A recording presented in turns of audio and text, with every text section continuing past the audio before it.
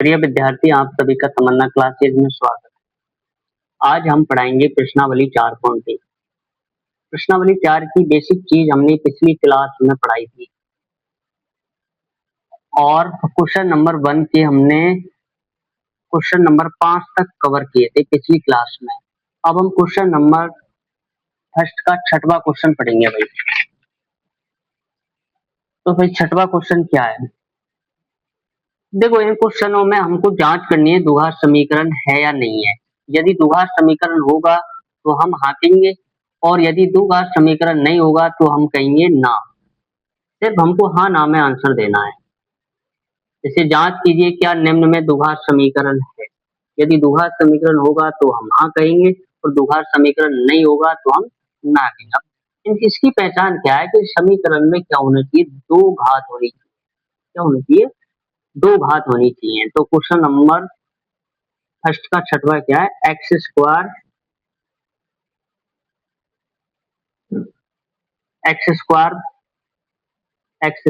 Plus 3x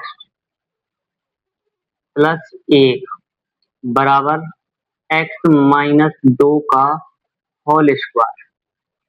तो भाई इसमें क्या है, इसको हम a मान लेंगे और इसको b मान लेंगे। तो यहाँ पे क्या होगा, सर समीकरण फॉलो हो जाएगी। a माइनस b की सर समीकरण क्या होगी भाई? फॉलो हो जाएगी।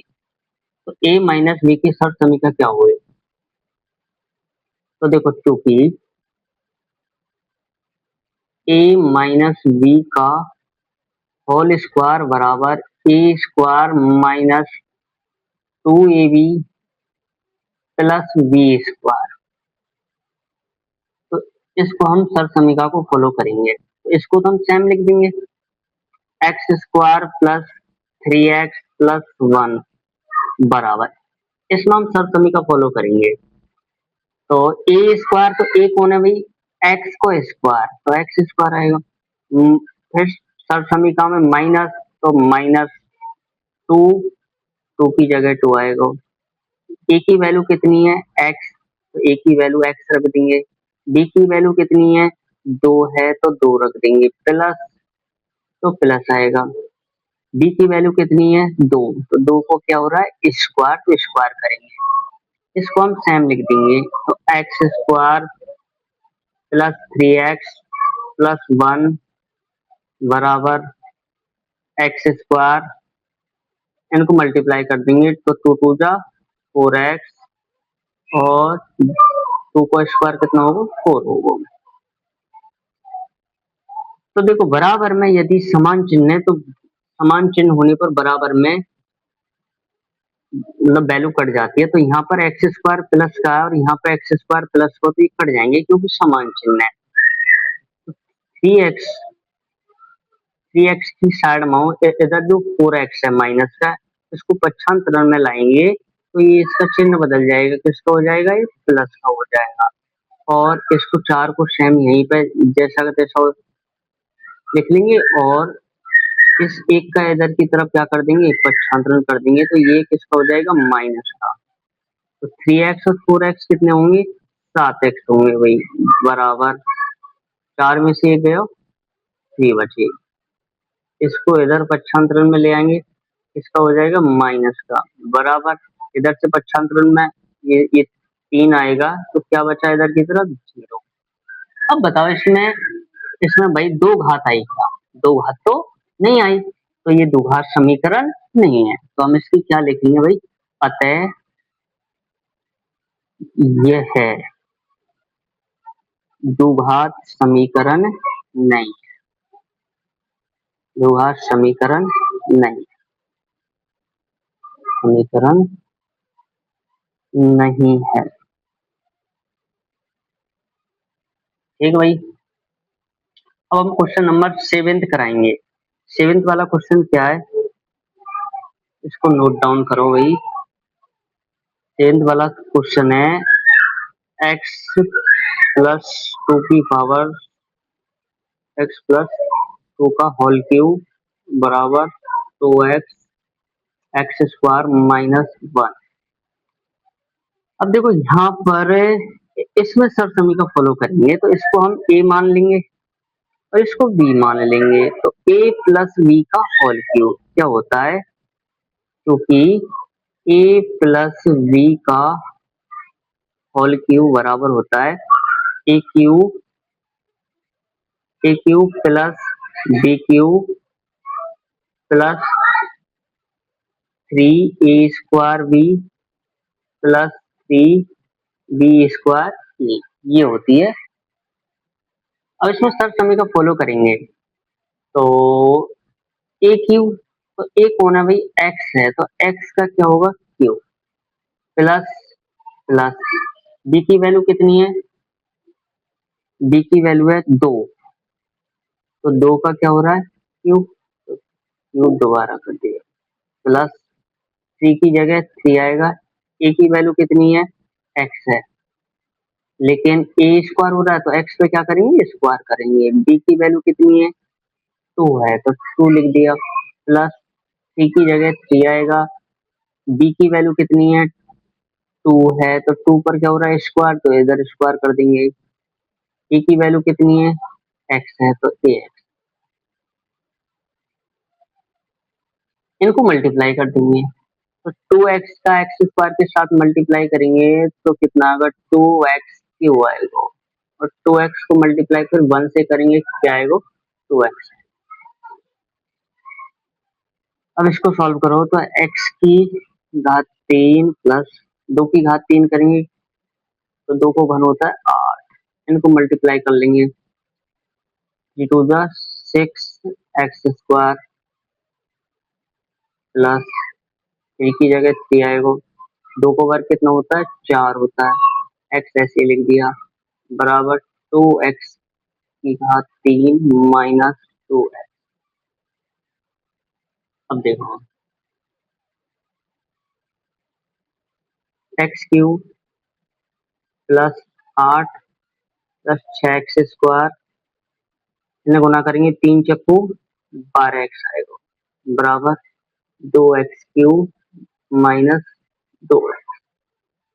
इधर की तरफ इनका क्या करेंगे भाई पक्षांतरण करेंगे, इधर की तरफ इनका क्या हो जाएगा पक्षांतरण, एक्स क्यूब की साइड में कौन आएगा 2x³ आएगा तो किसका हो जाएगा माइनस का।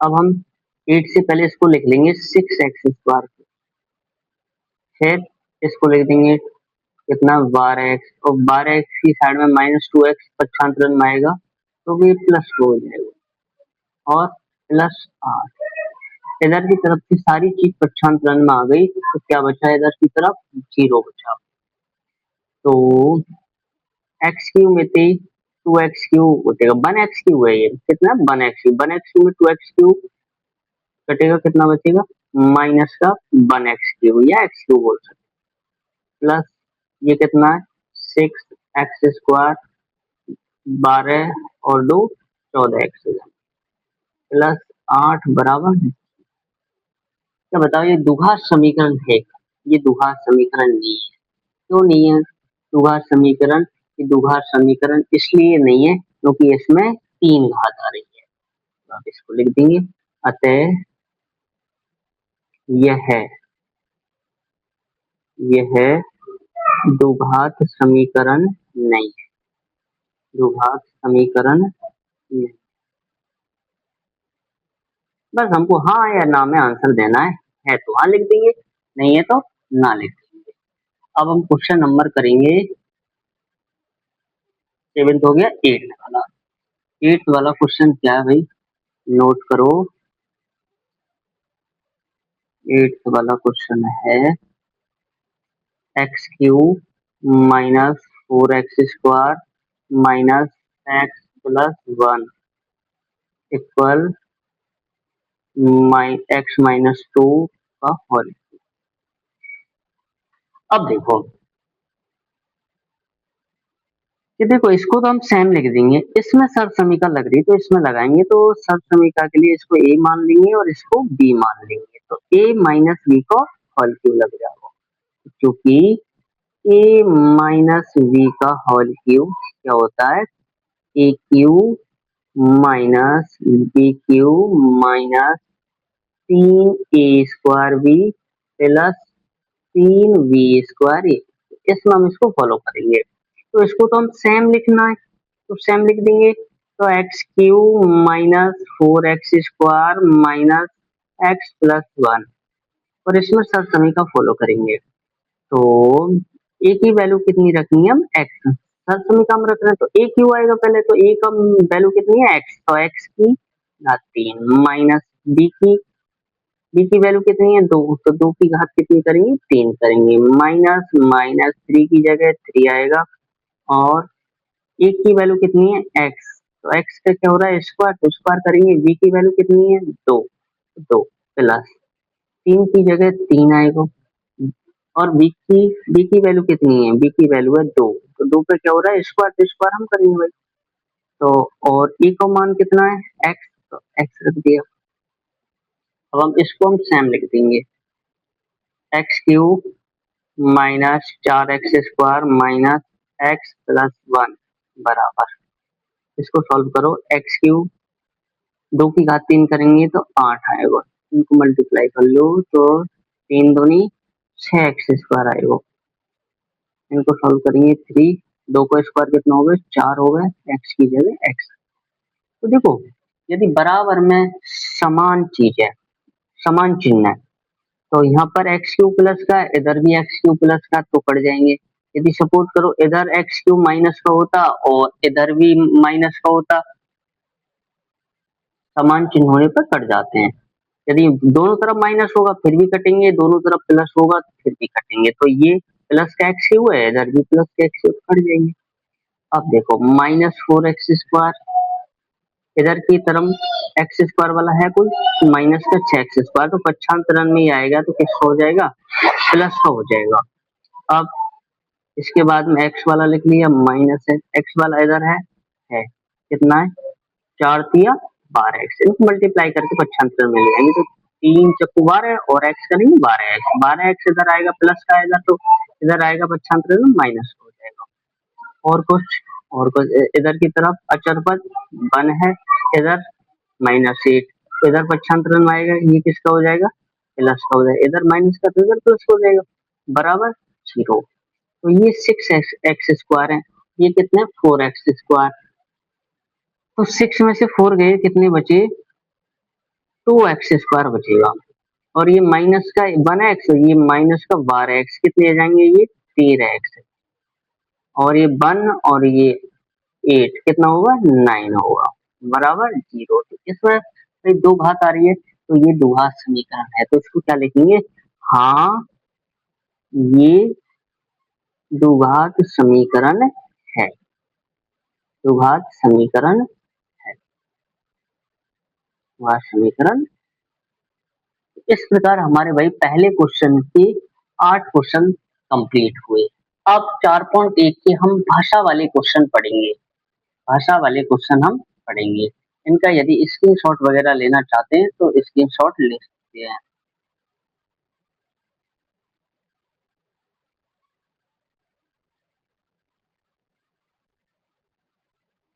ठीक, अब भाषा वाले क्वेश्चन क्या है भाई, देखो भाषा वाले क्वेश्चन पढ़ेंगे, इनमें क्या बोल रहा है, देखो निम्न स्थितियों को द्विघात समीकरण के रूप में निरूपित कीजिए। हमको सवाल में करना क्या है कि द्विघात समीकरण बनाना है, क्या बनाना है, द्विघात समीकरण बनाना है, ऐसा समीकरण जिसमें घात 2 हो तो द्विघात समीकरण है। तो सिर्फ ओनली हमको क्या बनाना पड़ेगा भाई, द्विघात समीकरण बनाना, सॉल्व नहीं करना, सिर्फ हमको देखो क्वेश्चन में बोल रहा है द्विघात समीकरण के रूप में निरूपित करो, हम द्विघात समीकरण के रूप में ही निरूपित करेंगे और आगे सॉल्व नहीं करेंगे। तो क्वेश्चन नंबर 1 बोल रहा है दूसरे का 1, तो एक आयताकार भूखंड का क्षेत्रफल 528 मीटर स्क्वायर है। एक आयताकार क्या है भाई, भूखंड है, और उसको एरिया दिया है जो 528 मीटर स्क्वायर है, उसकी क्षेत्र की लंबाई मीटर में चौड़ाई के दुगने से एक अधिक है। जो उसकी लंबाई है चौड़ाई की क्या है भाई, दुगने से एक ज्यादा है, तो हमें भूखंड की लंबाई चौड़ाई ज्ञात, तो ये चीज जो पूछ रहा है लंबाई चौड़ाई, ये हमको निकालनी नहीं है, सिर्फ हम द्विघात समीकरण बनाएंगे। तो अब इस सवाल को सॉल्व कैसे करेंगे, तो क्वेश्चन पर गौर कीजिए कि जो लंबाई है चौड़ाई से क्या दोगुनी है। तो पहले भाई हमको चौड़ाई का पता होना चाहिए। यदि हमको चौड़ाई का पता लग जाएगा तो लंबाई को तो उसको चौड़ाई के दोगुने से एक अधिक कर देंगे। तो पहले हमको क्या मानना पड़ेगा भाई, चौड़ाई को मानना पड़ेगा। और चौड़ाई जब हमारे पास में आ जाएगी तो लंबाई उसके दुगने से एक अधिक कर देंगे। तो देखो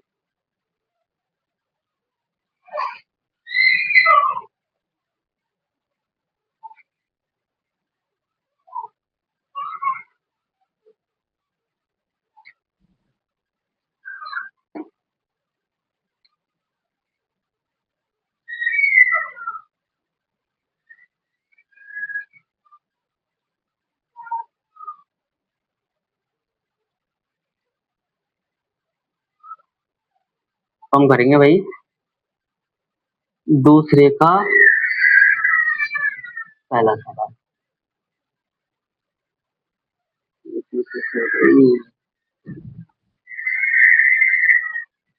दूसरे का फर्स्ट क्वेश्चन करेंगे, दूसरे का फर्स्ट वाला। तो इसमें क्या है, आयताकार भूखंड है, तो हम थोड़ा सा डायग्राम बना कि आयताकार क्या हो गया भाई, भूखंड। और इसका एरिया दिया जो कितना है, 528 मीटर स्क्वायर है इसका एरिया आयताकार। और क्या कहा है, क्षेत्र की लंबाई मीटर में चौड़ाई इसके दुगने से एक अधिक है। तो चौड़ाई सपोज करो हमने एक्स मान लिया आयत की, तो फिर इसकी लंबाई क्या है, चौड़ाई का एक तो क्या है दुगना, तो इसको 2x से मल्टीप्लाई कर देंगे। और दुगने से भी क्या है, एक अधिक है, तो इसमें हम 1 ऐड भी कर देंगे। ये हो गई लंबाई। तो हम इसको मान लेंगे, माना माना आयताकार आयताकार आयताकार भूखंड की चौड़ाई, भूखंड की चौड़ाई, भूखंड की चौड़ाई हमने मान ली भाई x मान ली। तो फिर लंबाई आएगी क्या, लंबाई के बारे में बोला है कि जो लंबाई है चौड़ाई के दोगुने से क्या भाई एक अधिक है। लंबाई क्या है भाई, चौड़ाई के दोगुने से एक अधिक है। तो x का दोगुना करेंगे कितना होगा भाई, 2x। और 2x से भी क्या है, 1 अधिक है, तो हम 1 अधिक कर लेंगे भाई। अब क्या करेंगे भाई, अब देखो आयत का क्षेत्रफल भी दिया हमको सवाल में। आयत का क्षेत्र, आयत का ये कितना दिया है, 528 मीटर स्क्वायर ये हमको दिया है सवाल में। तो आयत का क्षेत्रफल हमने छोटी क्लास में पढ़ा है, क्या होता है भाई, लंबाई इंटू चौड़ाई, ये पढ़ा है। बराबर कितना है, 528 मीटर स्क्वायर। तो लंबाई का मान कितना है, देखो 2x प्लस 1। तो लंबाई की जगह आएगा 2x प्लस, और इसकी चौड़ाई कितनी है, x, बराबर कितना है, 528 मीटर स्क्वायर। तो देखो x, ये इससे क्या हो रहा है, गुना हो रहा है, तो इसको गुना करो। तो पहले x का गुना कौन से होगा, 2x से होगा। तो x का गुना 2x के साथ करेंगे तो कितना आएगा, 2x स्क्वायर आएगा। और x को गुना 1 से करेंगे तो कितना आएगा, x आएगा, बराबर कितना है, 528 मीटर स्क्वायर।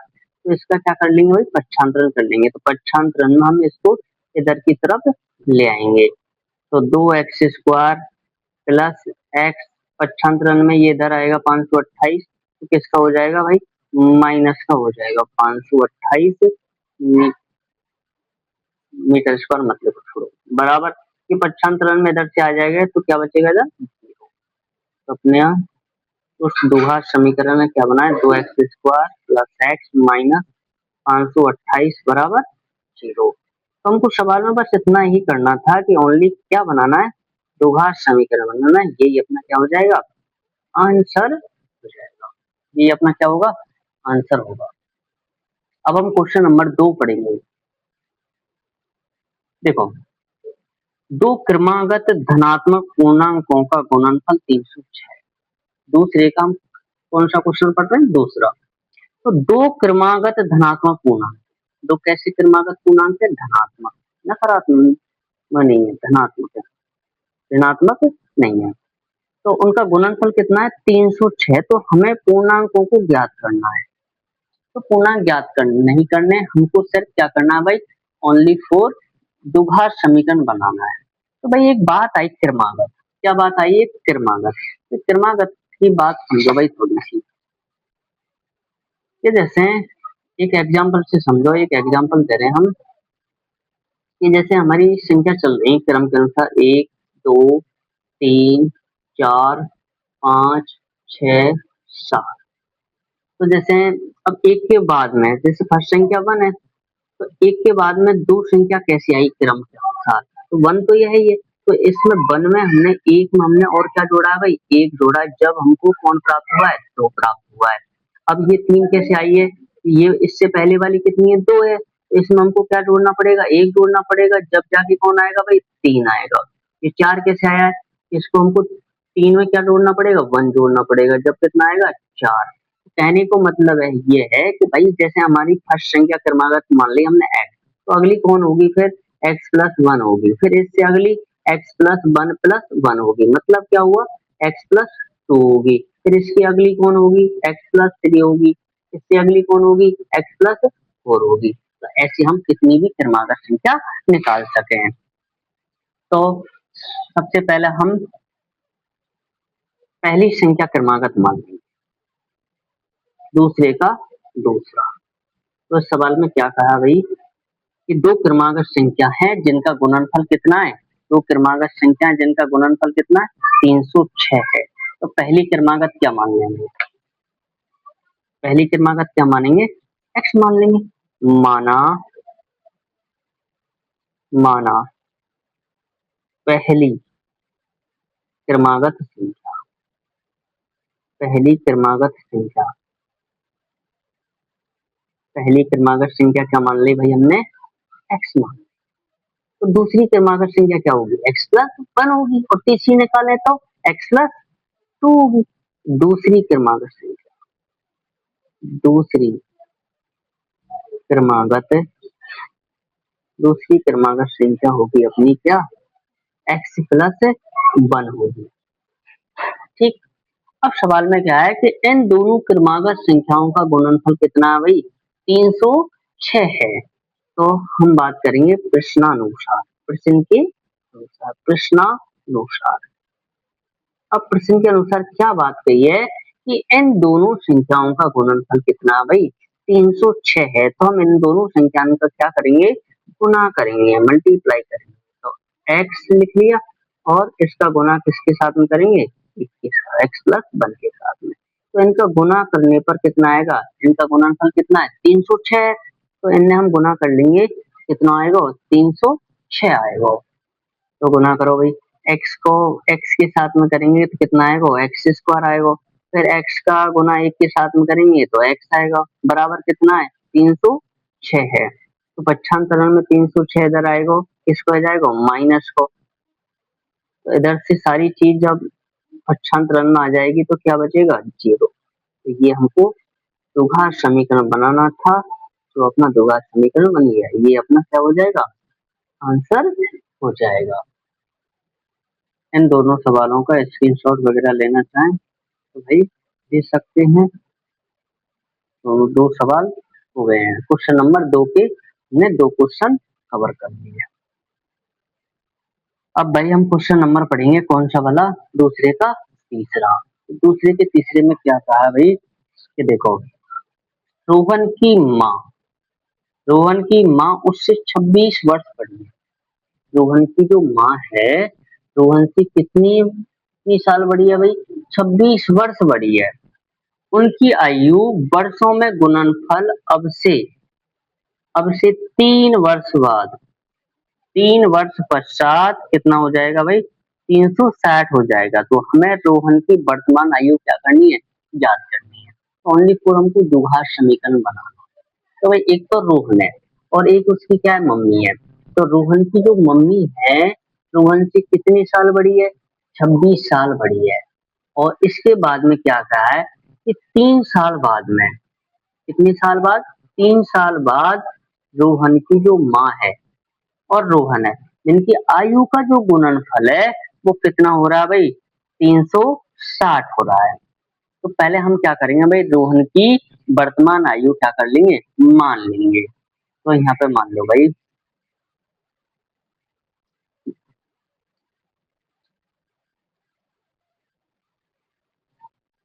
तो यहाँ पे मान लेंगे भाई, दूसरे का कौन कौन सा क्वेश्चन पढ़ रहे हैं हम? दूसरे का माना रोहन की वर्तमान आयु, रोहन की वर्तमान आयु, तो हमने रोहन की वर्तमान आयु मान ली एक्स वर्ष को। रोहन वर्तमान में कितने साल का हो भाई? एक्स वर्ष को हमने रोहन मान लिया। तो मम्मी कितने साल की है जाएगी? तो यहाँ पे लिखेंगे रोहन की माँ की आयु, रोहन की माँ की, ये कितनी हो जाएगी? ये भाई रोहन से कितने साल बड़ी है? 26 वर्ष बड़ी है। तो रोहन में कितना प्लस कर देंगे? रोहन की एक्स है तो एक्स में कितना ऐड करेंगे भाई? 26 साल बड़ी है, तो एक्स प्लस 26 वर्ष हो जाएगा माँ की आयु। अब कहा गया है कि 3 साल बाद, तो 3 वर्ष बाद रोहन की आयु कितनी होगी? एक्स प्लस 3 होगी। और रोहन की मम्मी की आयु कितनी होगी? एक्स प्लस 26 में कितना जोड़ना पड़ेगा भाई? 3 जोड़ना पड़ेगा। तो 3 वर्ष बाद, 3 वर्ष बाद, 3 वर्ष बाद, 3 वर्ष बाद रोहन की आयु, 3 साल बाद रोहन की आयु कितनी होगी भाई? तो रोहन की आयु कितनी होगी?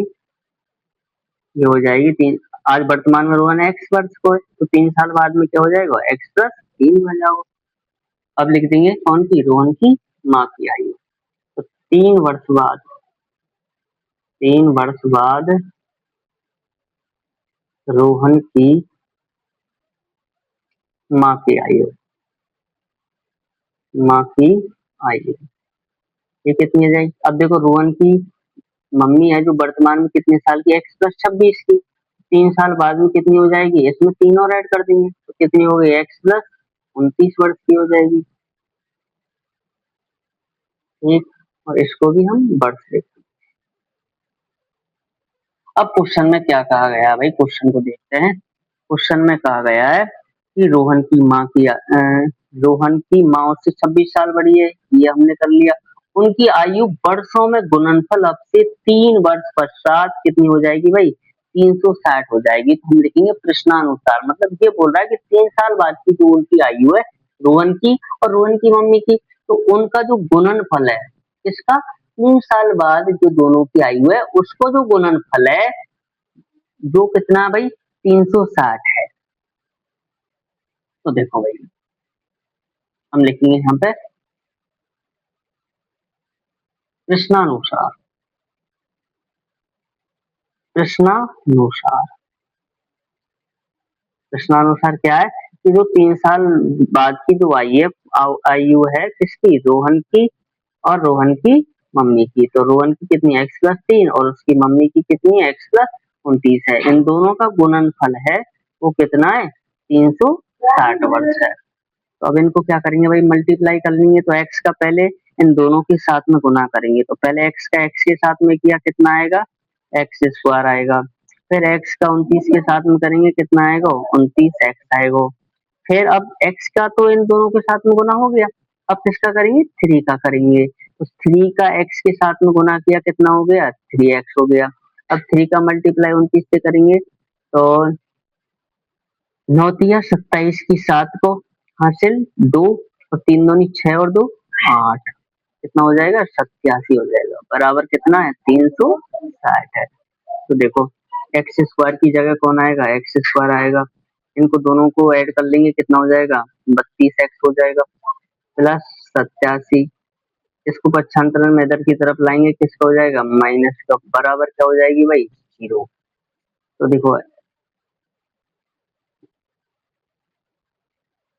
एक्स स्क्वायर, ये कितना है 32x। इनको क्या कर लेंगे भाई, ये माइनस की 360 ज्यादा है, प्लस की 87 कम है, तो 360 में से 87 को घटा लेंगे, तो 10 में से 7 जाएगा, कितना बचेगा भाई 3 बचेगा। और फिर 5 में से 7 जाएगा, कितना बचेगा 15 में से 8 गए तो 7 बचे। और यहाँ कितना बचा 2, तो कितना आ जाएगा माइनस का 273 आएगा।